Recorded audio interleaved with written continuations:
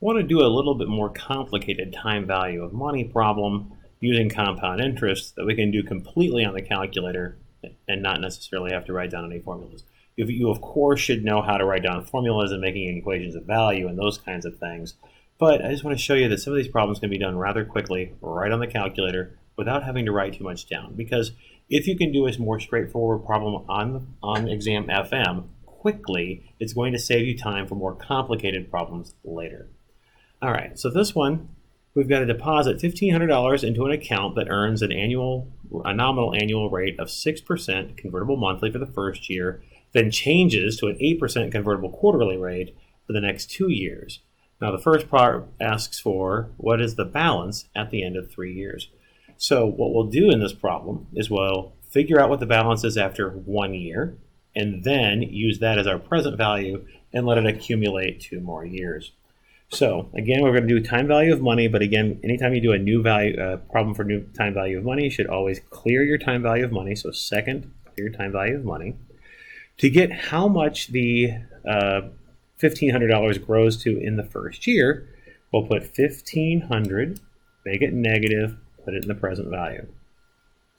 We have a nominal annual rate of interest of 6% convertible monthly. Again, we want to enter, when we put the value for I/Y in, we want it as a percent, not as a decimal, but as a percent, and we want it per compounding period. This is the compounding period here is per month. They give us a nominal rate per month, so I need to take that 6%, not 0.06, but 6%, divide it by 12. That is our interest per month, 0.5% per month. So that's the value I'm going to put in I/Y. Notice I did those computations, and I can just hit I/Y, and it'll have that 0.5% in there. We want to see how much this grows for 1 year. So 12 months are in 1 year. Hit that for n.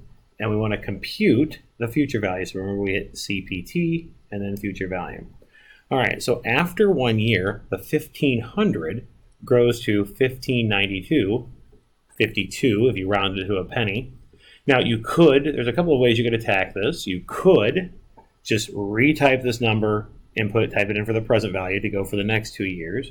Or you could store it and recall it. We talked about that in a previous video.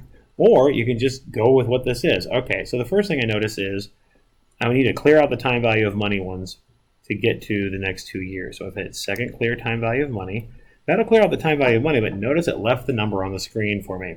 So I can still use this number without having to store it, without having to write it down. This is what I'm talking about, little time-saving things if you're thinking about exam FM.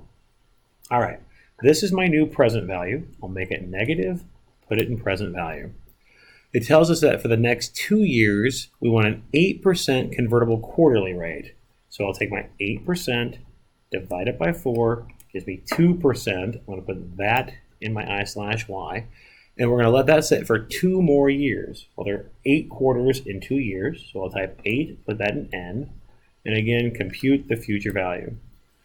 So now we know that that $1,500 that we started with at the beginning of this time period has now grown to $1,865 and about 89 cents over the course of 3 years.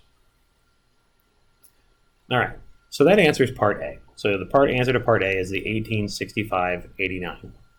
For part B here, it says what equivalent level nominal rate convertible semi-annually will give you the same rate of growth for the 3-year period. Okay, so in this case, it's like the previous problem we talked about on the previous video with the time value of money. I know a present value. I know a present value of 1,500. I know a future value for the 1865.89. And I know the number of compounding periods. In this case, the number of compounding periods is going to be 6. 6 because we want semi-annual rate. There's 6 semi-annual periods over a 3-year period.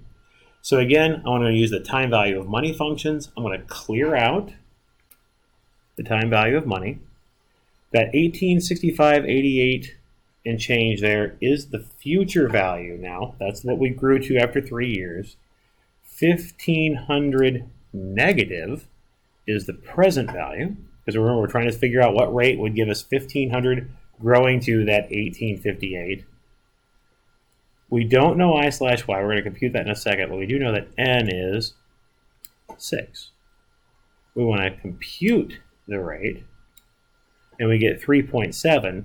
Now that's a 3.7 semi-annual rate, 3.7% semi-annually. To get the nominal rate convertible semi-annually, we need to multiply that by 2 and get 7.41%. Again, the whole reason why I did this was to show you that you can do this entire problem without having to write a thing down if you understand what the problem is. I'm not saying that there aren't problems where you'll have to write things down. There certainly will be. I'm not saying there aren't problems where you won't have to know the formula, because there certainly will be. However, if you can find ways to save you time on certain problems, it will help you out on the harder problems on Exam FM.